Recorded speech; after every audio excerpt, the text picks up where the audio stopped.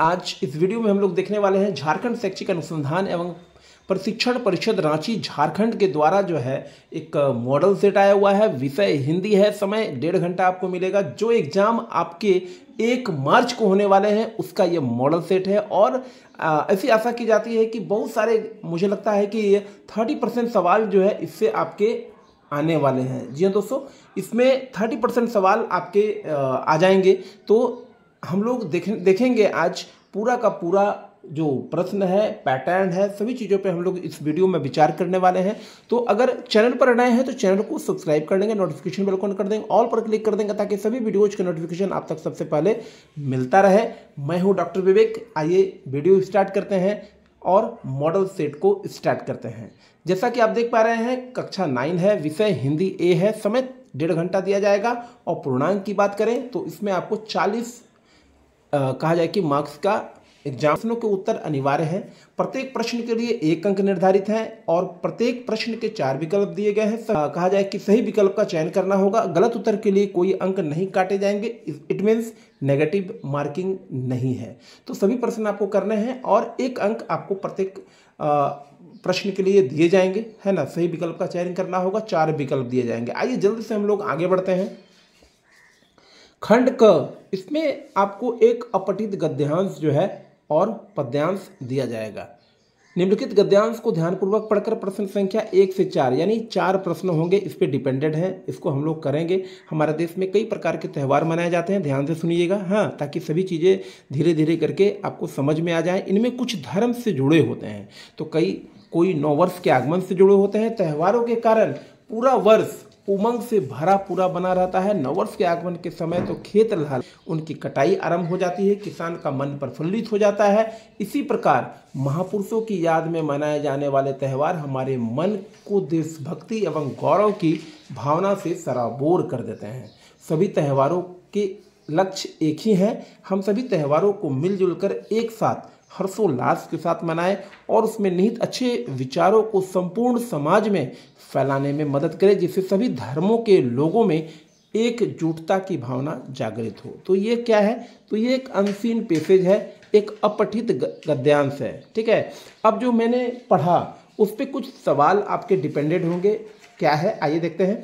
गद्यांश के अनुसार किसके आगमन के समय खेत लहलहाने लगते हैं? तो अभी मैंने पढ़ा नववर्ष के आगमन के समय, है ना, तो नववर्ष के आगमन के समय जो है खेत लहलहाने लगते हैं।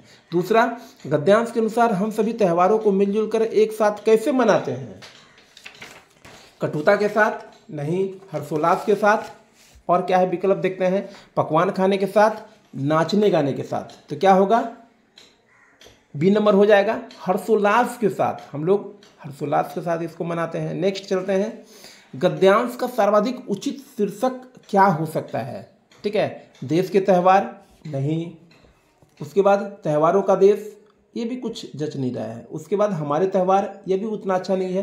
त्योहारों का महत्व अगर बात करें तो यही शीर्षक उपयुक्त होगा।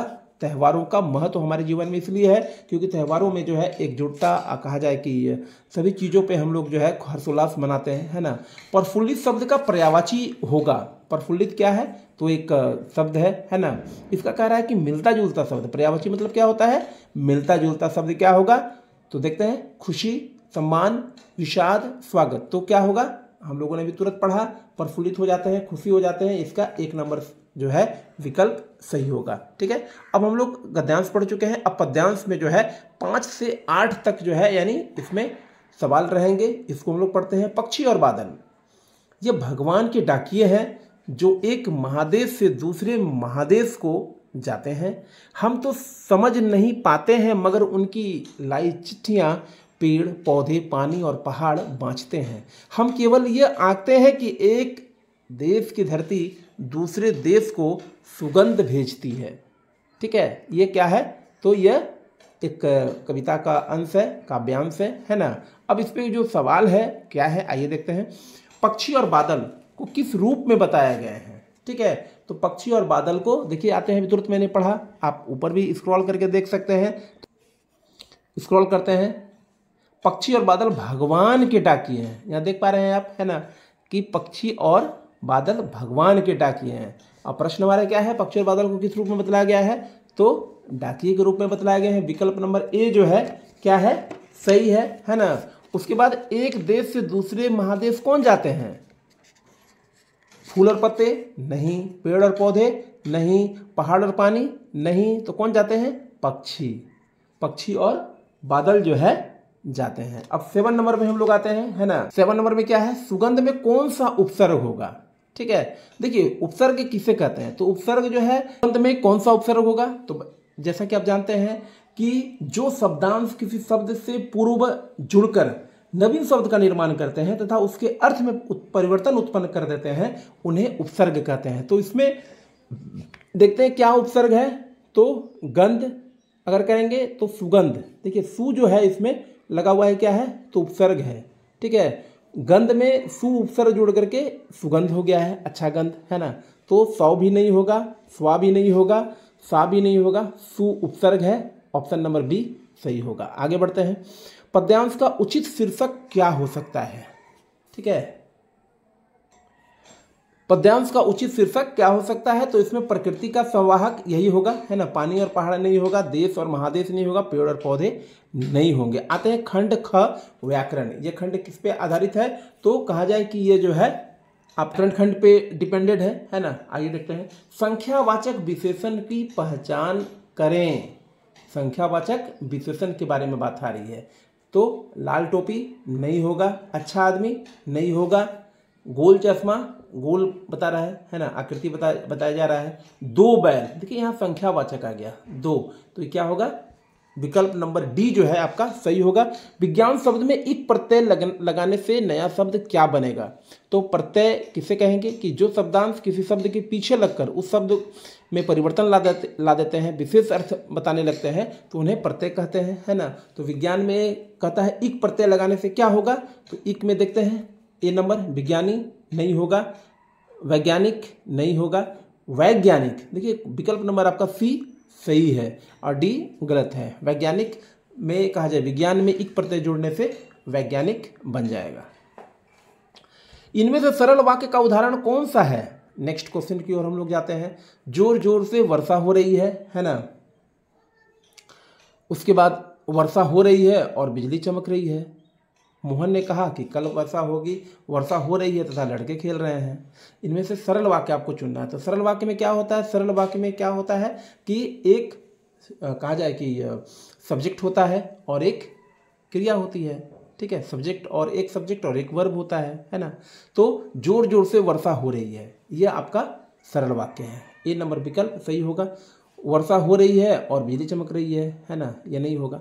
की से जुड़ा हुआ है ना, यह भी नहीं होगा। तथा खेल रहे हैं, यह भी अलग वाक्य के उदाहरण है। तो ये आपके सरल वाक्य जो है ए नंबर हो जाएंगे। आगे बढ़ते हैं ताकि सभी प्रश्नों को हम लोग समावेश कर पाएँ, देख पाएँ। इनमें से किस वाक्य में कर्ता के ने चिन्ह का सही प्रयोग किया गया है? ठीक है, विभक्ति जो है कर्ता ने कर्म को, है ना। तो देखिए शिक्षक ने कहा है। आगे देखते हैं। उसने खाना खा रही थी, नहीं होगा। मोहन ने बाजार गया था, यह भी नहीं होगा। सीता ने भजन गा रही थी, यह भी नहीं होगा। यानी विकल्प नंबर जो एक है वो सही है, शिक्षक ने कहा है। आगे चलते हैं। निम्नलिखित में से साकार का विलोम पहचाने। ठीक है, साकार का विलोम क्या होगा? तो आइए देखते हैं। साकार का विलोम, विलोम का क्या अर्थ होता है? तो उल्टा, विपरीत अर्थ रखने वाले। तो आकार नहीं होगा। निराकार, निराकार सही है ना। प्रकार भी नहीं होगा और स्वीकार भी नहीं होगा। विकल्प नंबर बी सही है। ईंट का जवाब पत्थर से देना, मुहावरा का सही अर्थ पहचाने। ठीक है, ईंट का जवाब पत्थर से देना, मुहावरा का सही अर्थ पहचाने। तो आपको जानना होगा कि मुहावरा किसे कहते हैं। तो मुहावरा जब कोई वाक्यांश अपने शाब्दिक अर्थ को छोड़ करके विशेष अर्थ व्यक्त करे तो उसे मुहावरा कहते हैं। जब कोई वाक्यांश अपने शाब्दिक अर्थ को छोड़ करके विशेष अर्थ जो है व्यक्त करने लगता है, यानी शाब्दिक अर्थ को छोड़ देता है और विशेष अर्थ व्यक्त करता है, जैसे ईंट का जवाब पत्थर से देना। ठीक है, तो क्या होगा? कड़ा प्रतिरोध करना, कड़ा प्रतिरोध नहीं करना, कोई प्रतिरोध नहीं करना और थोड़ा प्रतिरोध करना। तो कड़ा प्रतिरोध करना आपका विकल्प नंबर एक जो है वह सही हो जाएगा। निम्नलिखित में से कौन सा शब्द एक वचन है? एक वचन क्या होता है? तो जिससे कि एक का पता चलता है। बहुवचन, ठीक है, तो एक से अधिक का पता चलता है। तो एक वचन कौन सा है? आंसू क्या है? आंसू, प्राण, दर्शन। ठीक है, ये तीनों क्या है? तो आंसू, आंसू क्या है? तो बहुवचन है। प्राण भी बहुवचन है, दर्शन भी है, आकाश जो है क्या है? तो ये एक वचन है। ठीक है, नेक्स्ट, औपचारिक पत्र में इनमें से कौन सा विकल्प नहीं होगा? 16 नंबर सवाल पे हम लोग आते हैं। ठीक है, औपचारिक पत्र में कौन सा विकल्प नहीं होगा? आइए देखते हैं। अभिवादन, दिनांक, पता और विषय। तो आप सोच के बताइए क्या हो सकता है ना? तो देखिए, औपचारिक पत्र में अभिवादन नहीं होगा। औपचारिक मतलब जो हम लोग लिखते हैं अपने विद्यालय के प्रधान को लिखते हैं, कॉलेज के लिखेंगे, न्यूज़पेपर को लिखेंगे, तो उसमें क्या होता है? औपचारिक में नहीं होता है। पता होता है, दिनांक होता है, विषय होता है, लेकिन तो यानी पता गलत है। ठीक है, ये भी है, ये भी है, तो कौन सा विकल्प नहीं होगा? तो अभिवादन नहीं होगा, यानी विकल्प नंबर ए जो है सही विकल्प है। निबंध लेखन के अंतिम चरण को क्या कहते हैं? ठीक है, अंतिम चरण, निबंध जो होता है उसके अंतिम चरण को क्या बोलेंगे? निष्कर्ष बोलेंगे, नहीं तो उपसंहार बोलते हैं। निष्कर्ष बोलेंगे, निष्कर्ष विकल्प नहीं है तो कोई बात नहीं है, यहाँ दिया हुआ है उपसंहार, तो यहाँ उपसंहार आपका सही जवाब होगा।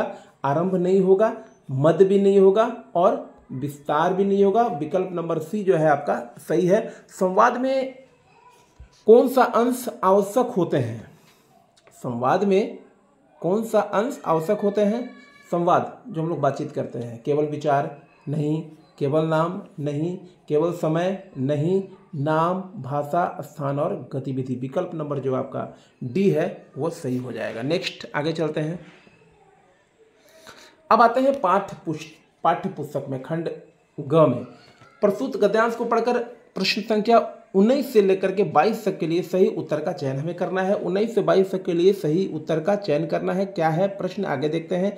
एक काले माथे वाली चतुर चिड़िया श्वेत पंखों के झपाटे मार फौरन टूट पड़ती है भरे जल के हृदय पर। एक उजली चटुल मछली चोंच पीली में दबाकर दूर उड़ती है गगन में। एक काले माथे वाली चिड़िया श्वेत पंखों के झपाटे मारे फौरन टूट पड़ती है भरे जल के हृदय पर। एक उजली चटुल मछली चोंच पीली में दबाकर दूर उड़ती है गगन में। चिड़िया के माथे का रंग कैसा है? अभी हम लोगों ने तुरंत देखा है ना, तुरंत पढ़ा कैसा है? तो काले माथे वाली चिड़िया, आप देख सकते हैं चिड़िया के माथे का रंग कैसा है? तो ए नंबर विकल्प सही हो जाएगा, काला, काला है। कवि ने चतुर किसे कहा है ना? तो कवि ने चतुर अभी हम लोगों ने तुरंत देखा है, तो चिड़िया को कहा है। विकल्प नंबर 20 सही हो जाएगा। मछली नहीं होगा, बादल नहीं होगा, पानी नहीं होगा। 20 का 20 नंबर जो है सही विकल्प है। चिड़िया मछली को किस तरह पकड़ती है? ठीक है, चिड़िया मछली को किस प्रकार पकड़ती है? तो झपाटे मार करके। नहीं, डी नंबर विकल्प सही है। गगन का पर्यायवाची कौन नहीं होगा? देखिए, गगन जो होता है क्या है? पर्यायवाची, पर्याय मिलता जुलता शब्द। ठीक है, मिलता जुलता शब्द। तो गगन का पर्यायवाची शब्द कहता है कौन नहीं होगा, होगा नहीं, कौन नहीं होगा। गगन का क्या क्या होता है? नभ होता है, आकाश होगा, नभ होगा, ठीक है, आसमान होगा, ठीक है, लेकिन क्या है? वसुधा नहीं होगी। यानी विकल्प नंबर जो है सी आपका, वसुधा का मतलब क्या होता है? धरती, धरती होगा। यानी 22 का सी नंबर विकल्प जो है आपका पूरी तरह से सही है। आगे बढ़ते हैं। निम्नलिखित प्रश्नों के सही विकल्प का चयन करें। सांख्या एवं शब्द पाठ के आधार पर दिए गए पदों और उनके तत्सम रूप में दिए गए हैं, इनमें गलत विकल्प का चयन करें। देखिए, तत्सम होता क्या है? तो संस्कृत से जो लिए हुए शब्द हैं, ठीक है, संस्कृत के जो शब्द हैं उसे ही तत्सम शब्द कहा जाता है। ठीक है, मूल शब्द जो है, संस्कृत के जो मूल शब्द हैं उसे तत्सम शब्द कहे हैं। ठीक है, तो देखिए क्या विकल्प है? इनमें गलत विकल्प का चयन करना है आपको। पखा, पखी, पशु पक्षी, निरपरख, निष्पक्ष, अनंत, अनंत, अनंत, दुहु, दोनों। क्या होगा? तो इसमें कहता है कि इनमें गलत विकल्प का चयन करना है। तो निरपक्ष, निरपक्ष ये ठीक है। अनंत, अनंत, अनंत ये भी सही है। दुहु, दोनों ये भी सही है। गलत कौन सा है? तो पखा, पखी, यानी पशु पक्षी नहीं होता है, पक्षपात होता है। तो यानी विकल्प ए नंबर जो है आपका सही विकल्प है। ठीक के आधार पर निम्नलिखित में से कौन सा वाक्य सही है?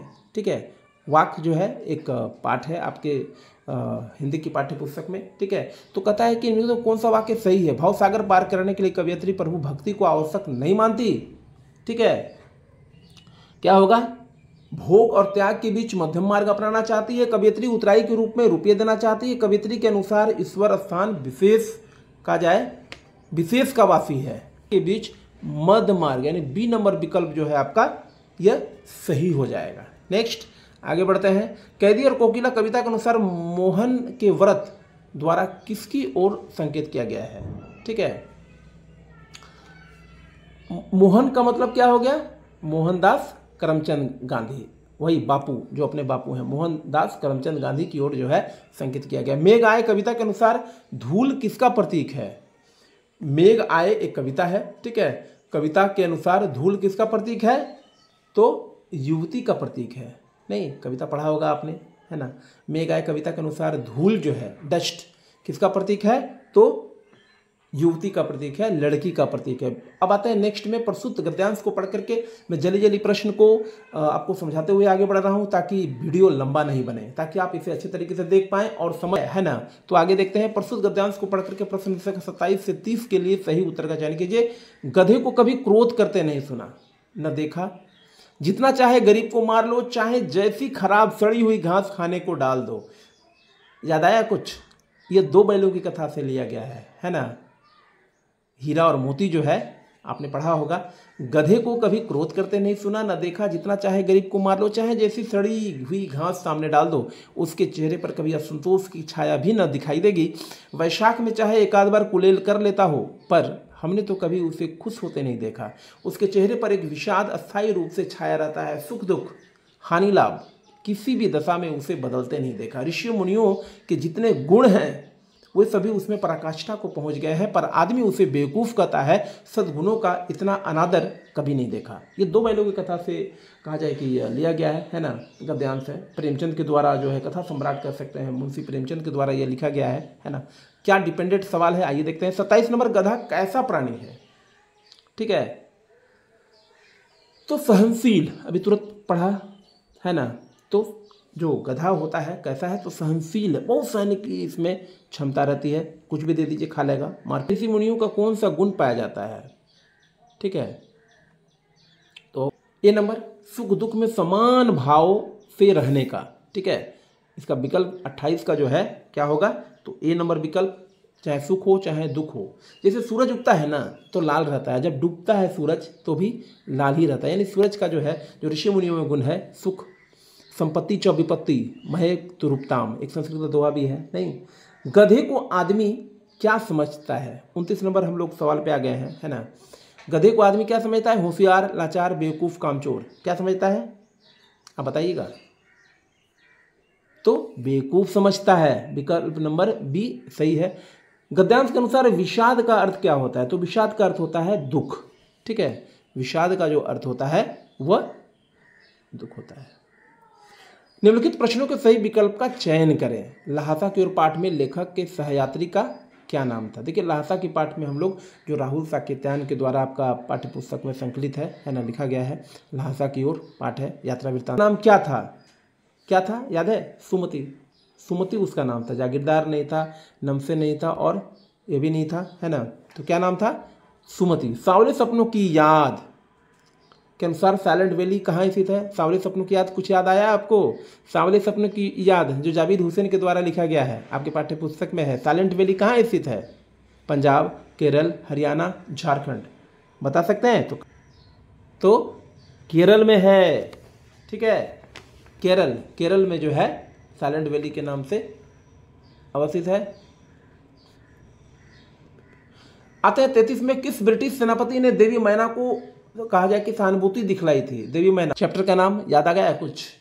नाना साहब की पुत्री देवी मैना को भस्म कर दिया गया। तो कहता है, सवाल यहाँ है, किस ब्रिटिश सेनापति ने देवी मैना पर सहानुभूति दिखाई थी?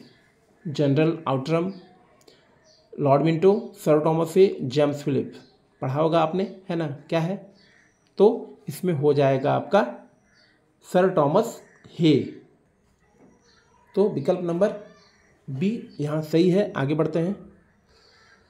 मेरे बचपन के दिन, महादेवी वर्मा की कहा जाए कि पाठ है ये, है ना, उन्होंने लिखा है के अनुसार महादेवी वर्मा को उनके पिताजी ने सबसे पहले किस ग्रंथ को पढ़ना सिखाया था? आपने पढ़ा होगा, है ना।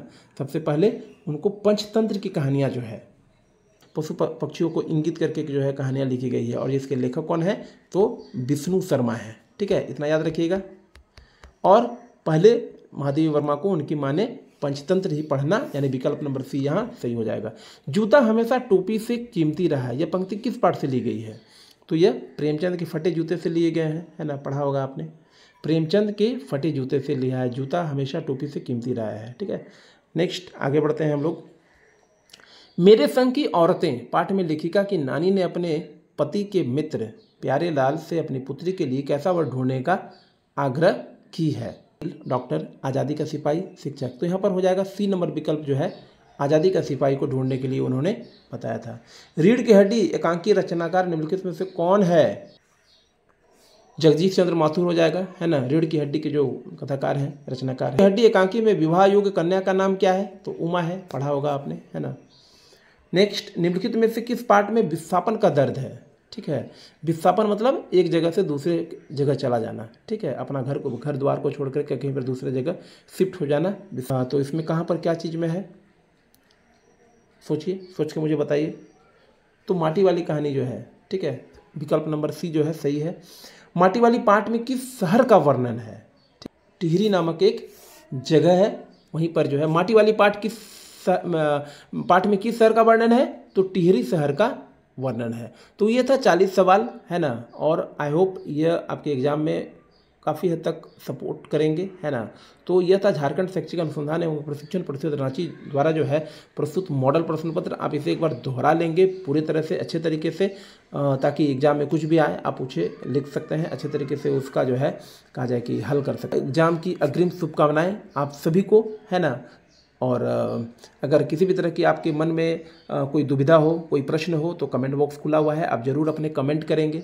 वीडियो पसंद आया हो तो वीडियो को एक लाइक ज़रूर करेंगे, ताकि आपके लाइक ही हमारे मनोबल को बढ़ाते हैं, है ना। तो लाइक करना ना भूलेंगे, कमेंट करना ना भूलेंगे। तो मिलते हैं नेक्स्ट वीडियो में। इस वीडियो को लाइक और शेयर करना ना भूलेंगे। तो मिलते हैं नेक्स्ट वीडियो में। Till then take care, thank you so much for watching this video.